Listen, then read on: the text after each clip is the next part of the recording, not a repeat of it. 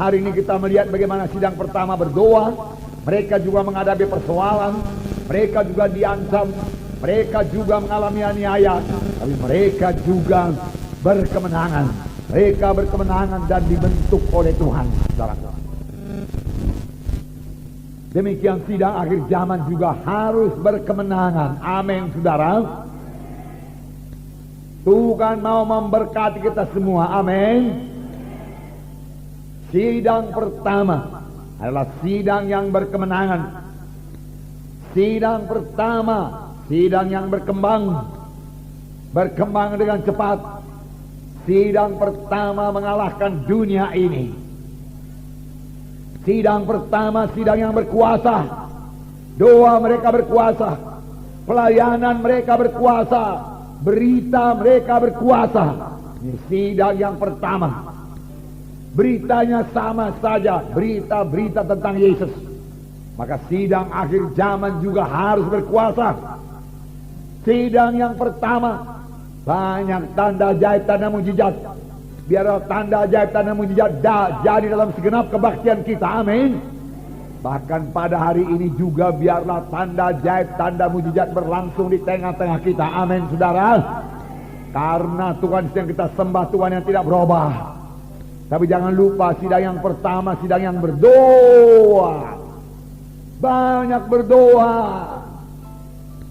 Sidang yang pertama tidak jemu-jemu berdoa. Sidang yang pertama tiap-tiap hari berdoa. Mereka menyangkal diri mereka berdoa. Mereka suka berdoa. Dan Tuhan menghendaki sidang pada akhir zaman lebih daripada sidang pertama. Bukan hanya sama seperti sidang pertama. Kalau sama seperti sidang pertama juga sudah cukup hebat, sudah cukup luar biasa. Tapi firman Tuhan Hagai pasal 2 berkata, kemuliaan rumah yang kemudian lebih besar daripada kemuliaan rumah yang semula. Kemuliaan rumah Tuhan yang kemudian, yaitu gereja Tuhan yang kemudian, gereja akhir zaman, lebih mulia daripada gereja yang mula-mula. Karena gereja akhir zaman inilah gereja yang akan diangkat oleh Tuhan. Kitalah yang akan diangkat oleh Tuhan pada akhir zaman ini. Amin, saudara. Tuhan Yesus akan datang segera. Dia bisa datang tiap-tiap saat. Jangan kompromi lagi. Tinggalkan semua dosa. Tuhan yang mengangkat sidang yang suci. Tinggalkan semua dosa. Jangan kompromi dengan kegelapan. Jangan terikat-terikat lagi dengan adat-adat kegelapan. Adat yang baik, etika yang baik, adab yang baik silakan pakai. Tetapi adat yang kegelapan tolak semua di dalam nama Yesus. Amin, saudara. Pujilah Tuhan. Supaya kita ikut terangkat waktu Yesus datang kedua kali. Pada waktu murid-murid bertanya, Tuhan, kapankah kedatanganmu yang kedua kali? Tuhan Yesus berkata, pada waktu kamu lihat pohon ara bertunas, kamu tahu musim panas sudah hampir. Ini sudah akhir zaman. Biarlah kita hidup benar di hadapan Tuhan. Amin, saudara. Betul-betul melaksanakan kehendak Tuhan. Kalau berdoa dengan sungguh-sungguh sama sebagaimana firman Tuhan minggu yang lalu. Bersungguh-sungguh berdoa. Kalau melayani dengan bersungguh-sungguh melayani. Kalau bersaksi dengan sungguh-sungguh. Jangan malu mengaku Tuhan Yesus. Hidup benar, hidup suci. Tinggalkan semua kegelapan. Sehingga berkat Tuhan juga tidak terhalang kepada saudara. Tidak tersendat-sendat datang kepada saudara. Supaya kutuk dosa dibebaskan dari saudara sekalian. Hidup yang baru, hidup berkemenangan, hidup yang berhasil jadi milik saudara. Yesus mati bukan untuk satu sidang yang lemah. Yesus tidak mati buat sidang yang kompromi. Bukan itu maksud Tuhan. Bukan satu gereja yang plin-plan. Bukan satu gereja yang kompromi dengan kegelapan. Itu bukan kehendak Tuhan. Bukan untuk satu gereja yang mati, tidak ada kehidupan di situ. Bukan satu gereja yang lemah, yang tidak menjadi terang. Bukan. Yesus mati untuk satu sidang yang hidup, sidang yang berani, untuk anggota tubuh Kristus yang menjadi terang, menjadi saksi. Amin. Untuk itulah Yesus mati, membangun tubuh Kristus, membangun bangsa pilihan Tuhan, imam-imam yang berkerajaan. Firman Tuhan berkata, supaya kamu memberitakan kemuliaan Tuhan sampai ia datang. Haleluya saudara. Itulah dia maksud Tuhan. Satu sidang yang suci, satu sidang yang kuat, satu sidang yang tidak kompromi, satu sidang yang tidak lemah, satu sidang yang bersaksi, yang tidak malu mengakui Yesus sebagai Tuhan dan Juru Selamatnya. Ini kehendak Tuhan. Dan ini, saudaraku, sudah bertambah-tambah jadi di dalam sidang Gereja Kemenangan Iman Indonesia ini. Amin. Amin. Haleluya, haleluya. Tetapi bukan berarti pula tidak ada kesukaran, bukan berarti tidak ada penderitaan, tidak ada ujian, tidak ada pencobaan. Bukan. Harus ada pencobaan, harus ada penderitaan. Tapi bukan penderitaan karena dosa, bukan penderitaan karena penyakit, bukan penderitaan karena kutuk dosa. Jesus, Tuhan Yesus mau mengangkat semua penyakit saudara. Amin. Tuhan Yesus mau mengangkat semua kutuk dosa, bahkan sudah mengangkat semua kutuk dosa. Amin. Sudah. Mari bebas. Percayai firman Tuhan ini. Bebas dari kutuk dosa. Supaya anak cucu saudara juga bebas daripada kutuk dosa. Itu yang menghambat kita maju. Kutuk dosa yang menghambat kita untuk keberkatan. Karena kutuk dosa dari dosa. Kalau dari dosa dari setan, setan tidak suka anak Tuhan keberkatan. Mari maju dalam Tuhan. Jadi ada ujian, ada pencobaan, tapi dalam pencobaan itu kita berserah, bersandar kepada Tuhan. Amin. Ini kehendak Tuhan, saudaraku. Kalau tidak ada aniaya, kalau tidak ada pencobaan, kalau tidak ada ujian, maka kekristenan kita akan terus bayi rohani, anak-anak terus. Bagaimana supaya dewasa? Ada ujian, ada aniaya, tapi kita tetap dalam Roh Kudus, tetap percaya pada kuasa Tuhan, tetap dalam Roh. Amin, saudara. Ya, itu membuat kita dewasa. Kerap kali datang aniaya membuat kita bertambah-tambah berdoa. Dan kalau kita bertambah-tambah bersungguh-sungguh berdoa, kita tahu Tuhan pasti memberkati orang yang berdoa. Amin. Ya, luar biasa Tuhan kita itu. Nah, sidang pertama juga tidak luput daripada aniaya, tidak luput daripada penderitaan.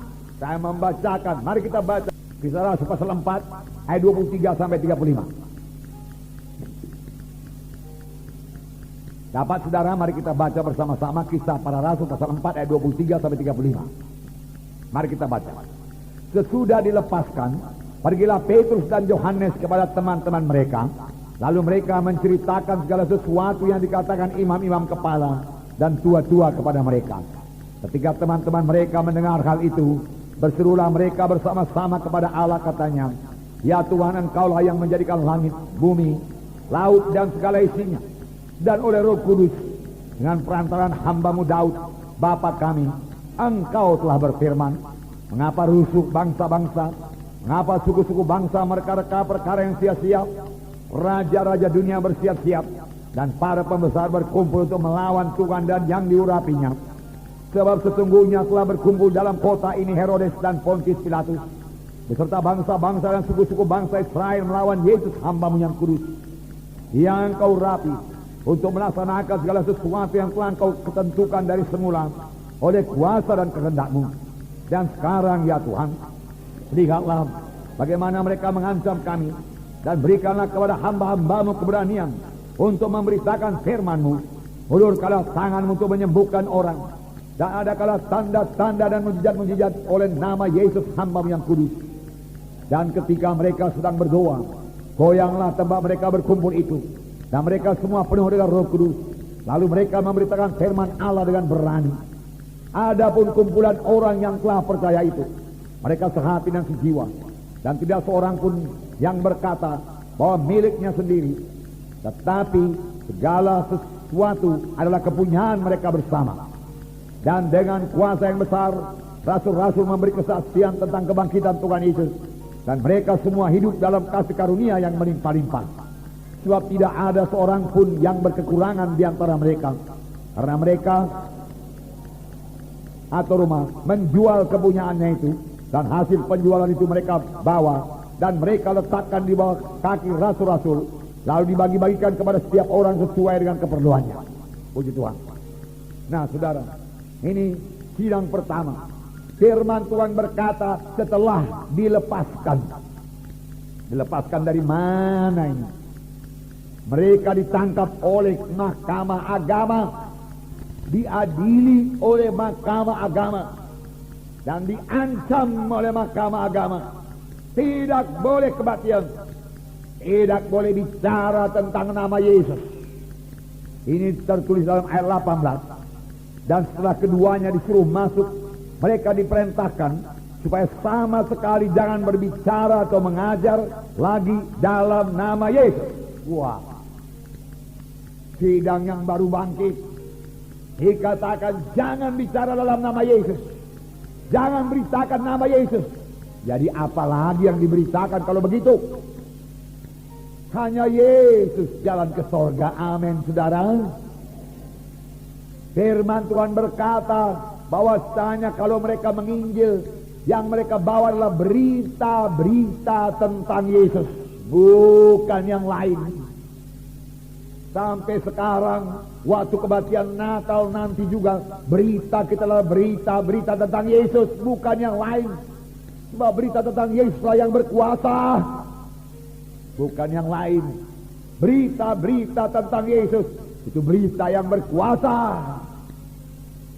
Beritakan.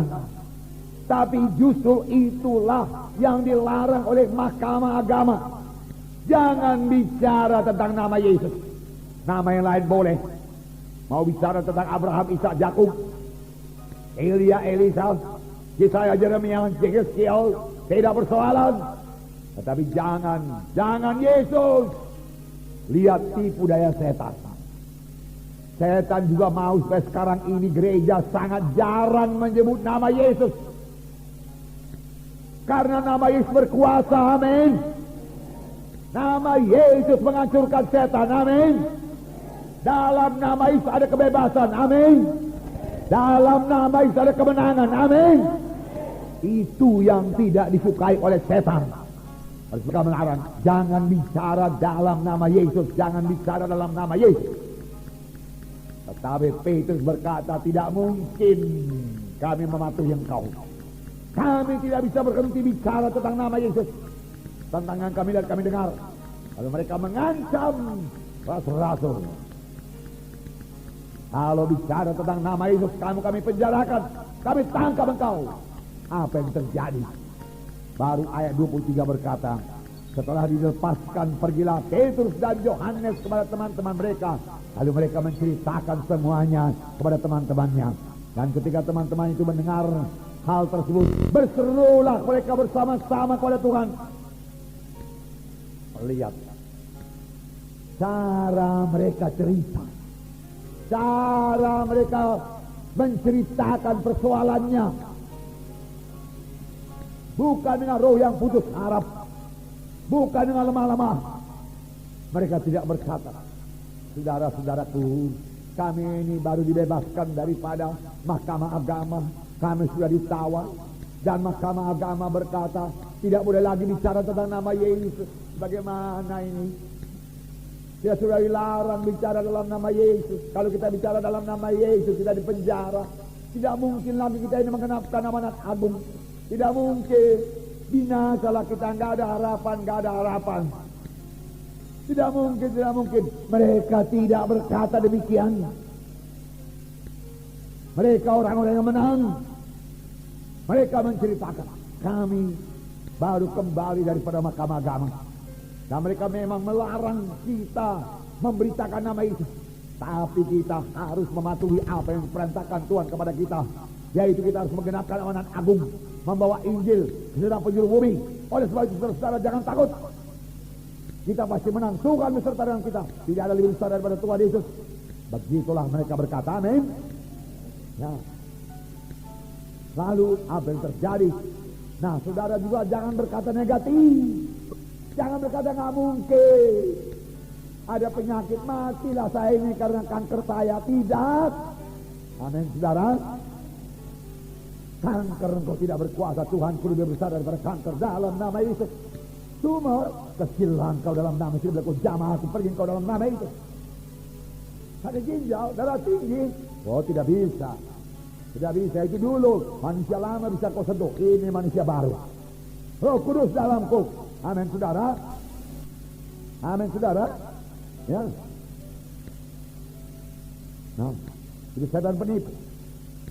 Jadi lawan dia dalam nama Yesus. Ada kuasa dalam nama Yesus. Itu sebabnya setan tidak senang kalau anak-anak Tuhan bicara dalam nama Yesus. Firman Tuhan berkata, kalau kamu berbuat sesuatu, berbuat dalam nama Yesus. Kalau kamu minum sesuatu dalam nama Yesus, terima kasih buat minuman itu kan. Amin, minum. Waktu makan, terima kasih buat berkat ini Tuhan. Kami terima. Sucikan semua dengan darah Yesus. Dalam nama Yesus kami makan. Amin. Dalam nama Yesus kami berdoa. Selalu dalam nama Yesus.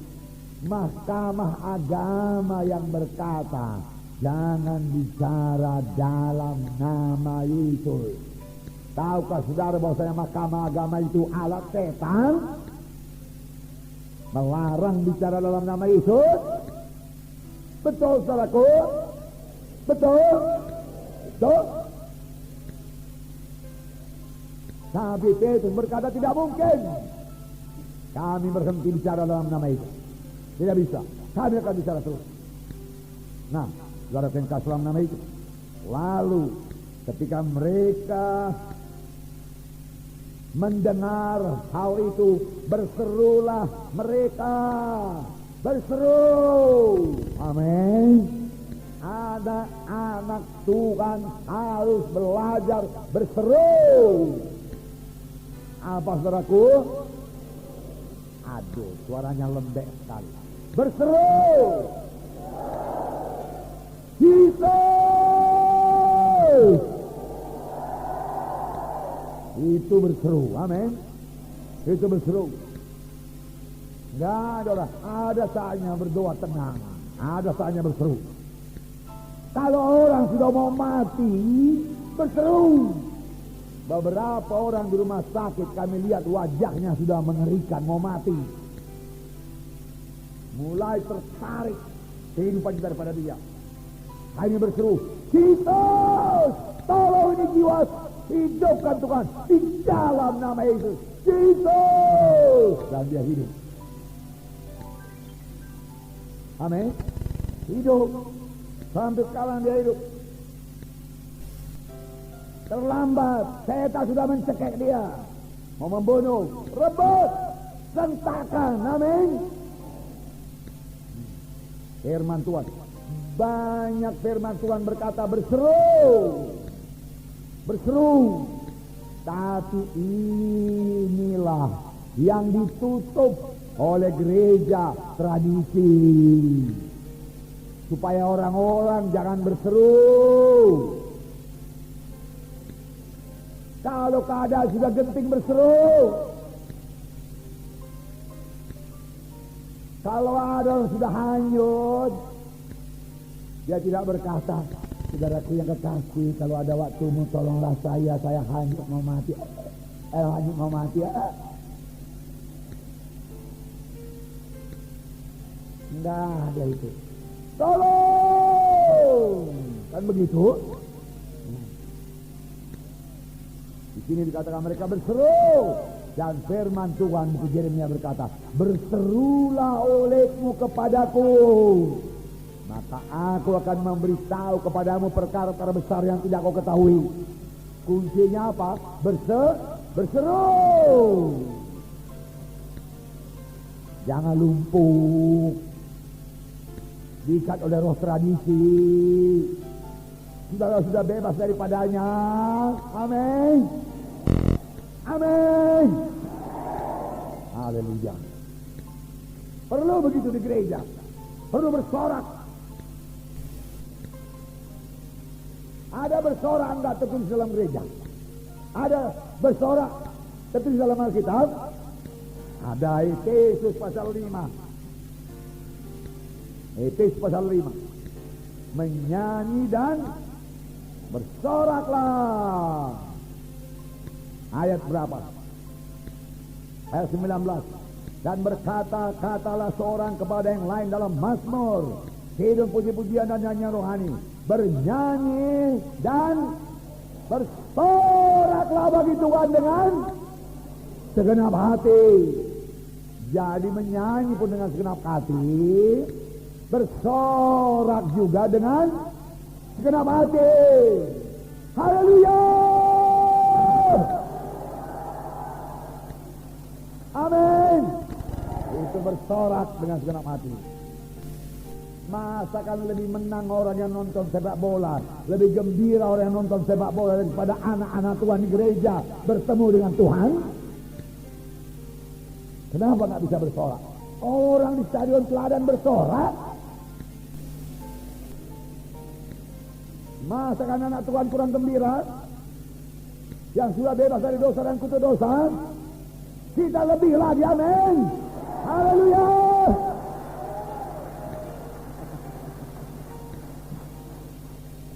Haleluya. Puji Tuhan. Hari Jumat yang lalu saya menghadiri satu gereja tradisi. Saya nggak tahu apakah dia punya mic atau tidak, karena saya nggak muat lagi di dalam. Gerejanya kira-kira 500 orang lah. Lalu saya di samping, nggak di muka pintu besar di samping. Nggak tahu saya apa yang kejadian di dalam, nggak kedengaran. Kalau ada kor pun nggak pakai musik. Saudara nyanyi pun saya rasa nggak pakai musik. Saudara, aduh, saudara. Jadi saya nggak tahu apa yang kejadian. Di dalam juga nggak bersemangat. Saya pikir-pikir syukur saya ada di luar. Jadi saya di luar, saudaraku, kami boleh cerita-cerita di luar, saudara. Di sini kalau saya khotbah jangan cerita, saudaraku, amin.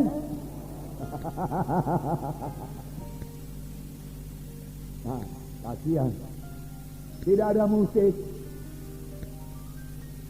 Kenapa? Karena katanya duniawi. Saudara, musik itu tergantung kepada orang yang memainkannya. Amin.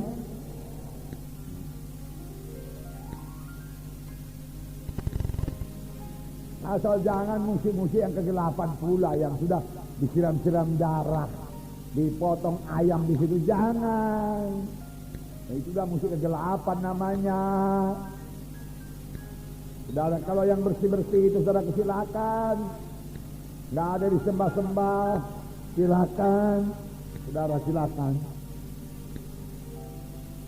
Sebab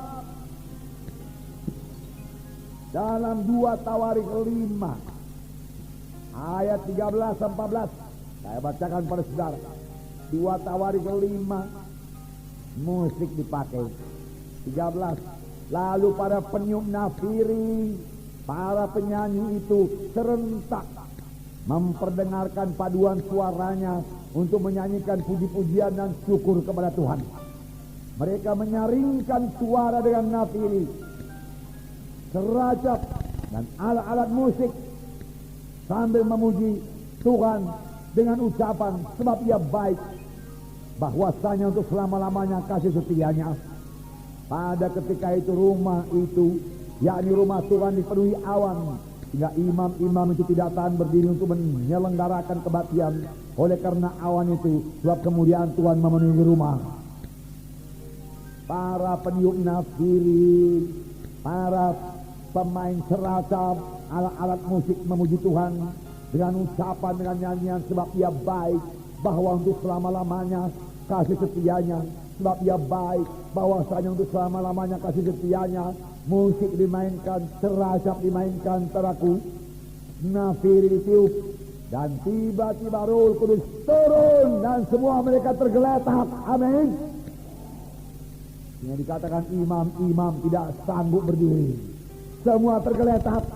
Kuasa Tuhan turun.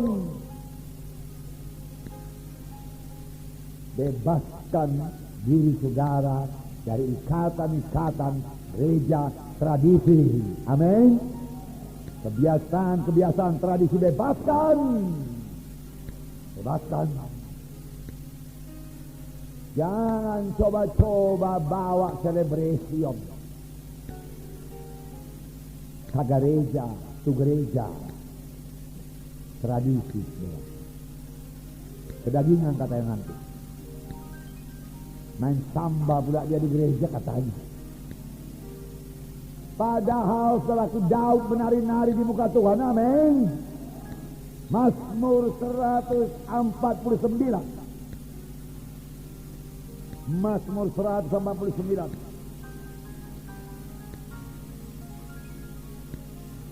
Ayat 1 mulai. Mazmur 149 ini dimulai dengan ucapan haleluya. Amin. Mazmur 150 juga dimulai dengan ucapan haleluya. Amin. Jadi haleluya itu tertulis dalam firman Tuhan. Amin. Ya. Haleluya. Nyanyikanlah bagi Tuhan nyanyian baru. Pujilah dia dalam jemaah orang-orang saleh. Biarlah Israel bersuka cita atas yang dijadikannya, atas yang menjadikannya. Biarlah Bani Sion bersorak-sorak atas raja mereka. Biarlah mereka memuji-muji namanya dengan tari-tarian. Sekali lagi ayat 3 saya baca, ayat 3 dengarkan. Lihat Alkitab saudara. Biarlah mereka memuji namanya dengan tari-tarian. Biarlah mereka bermazmur kepadanya dengan rebana dan kecapi. Amin. Puji Tuhan dengan tari-tarian. Kalau nggak pandai menari, Roh Tuhan mengajak saudara menari, menari saja. Ya. Tutup pintu kamar. Haleluya Tuhan. Oh, puji namamu Tuhan. Besarlah Engkau Tuhan. Haleluya. Puji namamu Tuhan. Haleluya. Haleluya. Haleluya. Haleluya. Haleluya. Amin.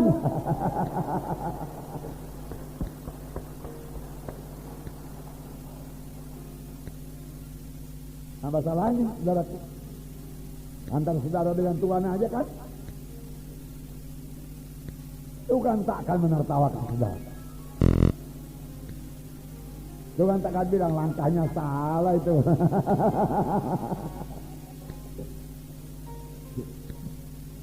Puji Tuhan. Kalau nggak pandai merebana nggak apa-apa.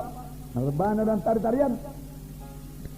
Biarlah mereka bermazmur kepadanya dengan rebana dan kecapi.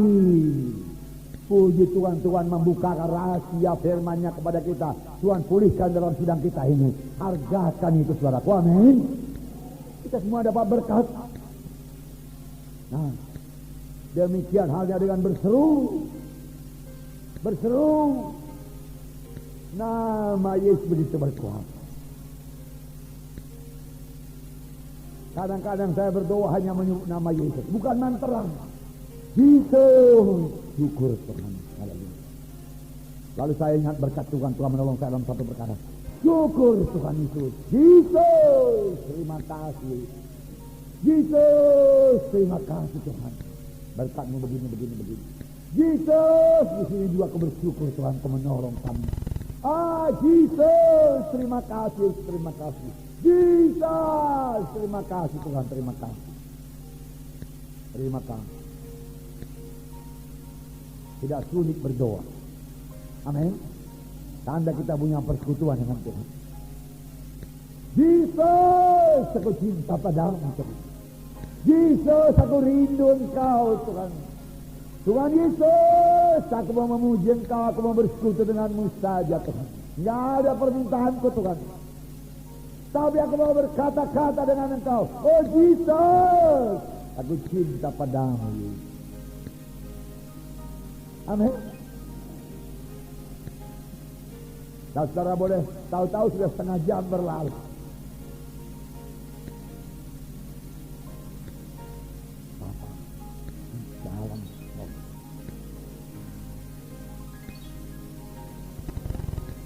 Dalam nama Yesus, tolong anak ini Tuhan. Roh penghalang dalam nama Yesus pergi. Kalau nggak bisa berdoa dia merasa. Padahal sebenarnya dia berseru saja, Tuhan Yesus, aku datang di hadirat-Mu Tuhan. Aku datang ke hadirat-Mu, membawa pujian. Besarlah Engkau Tuhan, hebat Engkau Tuhan, gak ada yang seperti Engkau Tuhan. Aku banggakan di Kau Tuhan. Haleluya. Mudah berdoa bukan? Doa sidang pertama. Apa katanya rupanya? Dalam doanya itu sudah ada persoalan, sudah diancam. Apakah katanya? Dalam Kisah 4 tadi dikatakan, berserulah mereka bersama-sama kepada Tuhan. Katanya, ya Tuhan, Engkaulah yang menjadikan langit dan bumi dan laut dan segala isinya. Dia masih memuji Tuhan. Amin. Minggu yang lalu kita melihat firman Tuhan, seorang perempuan Kanani berdoa kepada Tuhan dan tidak dijawab Tuhan. Tetapi apa diperbuat perempuan itu? Dia tidak menyerah. Firman Tuhan kita baca minggu yang lalu, maka perempuan itu mendekat kepada Yesus dan menyembah Yesus. Amin. Dia menyembah Yesus. Dan Yesus mulai menjawab. Kapan kita mulai menyembah Yesus, memuji Tuhan, membesarkan Tuhan, Tuhan mulai mendengar doa kita dan menjawab doa kita. Amin. Haleluya. Doa mereka doa yang menanti. Mereka tidak berdoa, Tuhan lihatlah semuanya ini Tuhan, gak ada harapan lagi Tuhan, matilah kami sekali ini Tuhan. Dari larang kami bicara dalam nama Yesus. Mereka yang punya kekuasaan Tuhan, kami ini gak apa-apa Tuhan, belalang-belalang kami ini Tuhan. Tuhan matilah kami sekali ini. Enggak demikian. Amin. Tidak demikian. Nah, mereka berdoa dengan berkemenangan. Mereka berseru, Tuhan, dia katakan, Engkaulah Tuhan yang menciptakan langit, bumi dan laut dan segala isinya. Wah, luar biasa. Tuhan, Engkau Tuhan yang besar, Engkau bisa menyelesaikan persoalan ini.